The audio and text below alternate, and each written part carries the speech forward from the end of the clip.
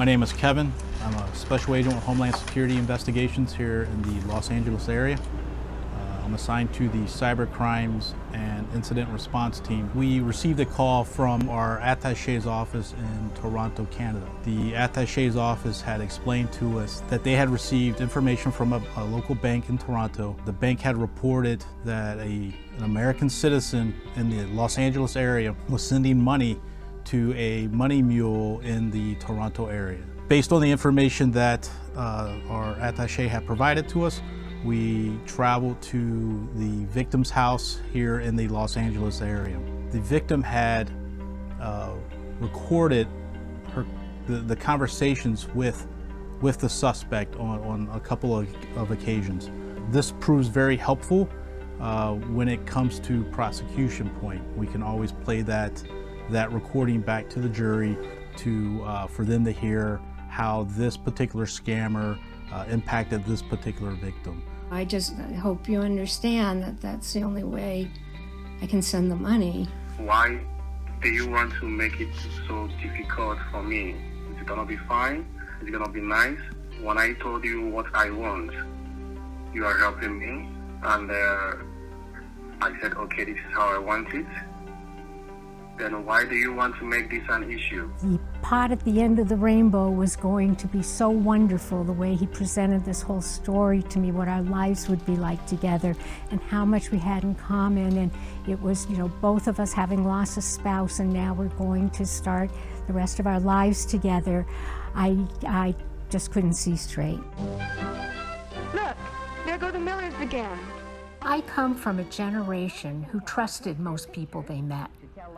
We didn't assume everyone was bad or guilty until they proved themselves innocent.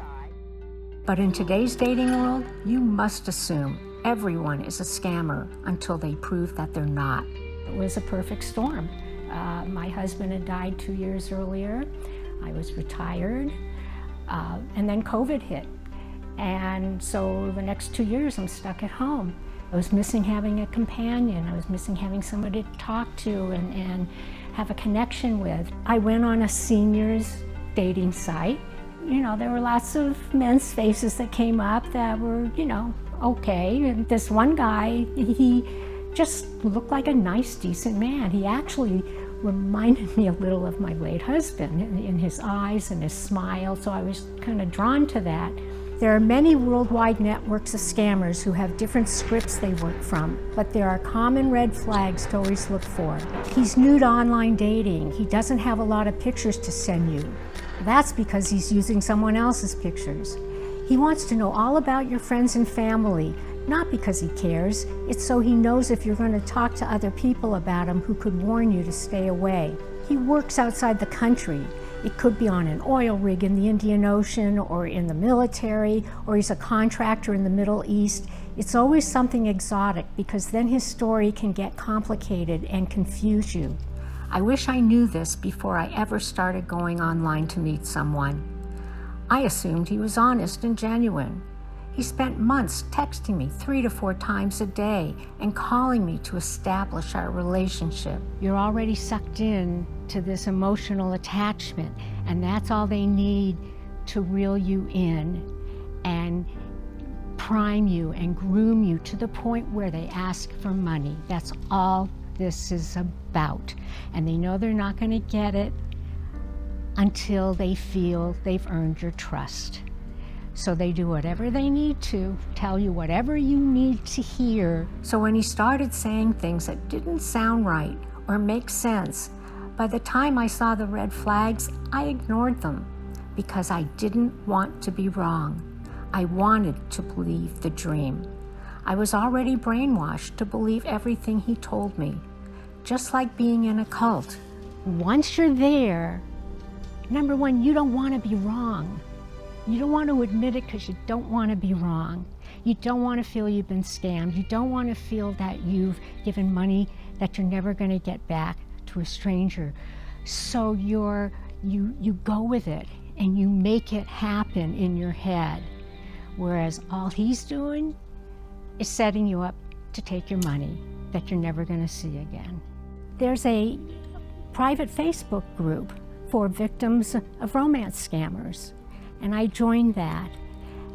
And oh, did that help?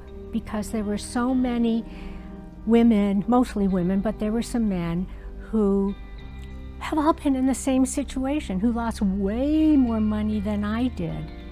And going through the exact same feelings of how could they be so gullible? How could they be so stupid? They're smart, intelligent women who count every penny that they're spending. And they got sucked in for, the story might be different, but the end goal was the same. They suck you out of your money and just manipulate your emotions. You know, I'm oftentimes asked by the victim, you know, what could I have done? In this particular case, we were asked, you know, what could I have done better? In this particular instance, the victim did everything right. Preserved the evidence, preserved the communications, which leads me to recommending, if you're to this, if you believe that you're a victim of a romance scam, or if you believe you're a victim of some type of fraud, it's important that you report this. Report it to law enforcement, and make sure that that information is shared, because it's about preventing further victimization of yourself.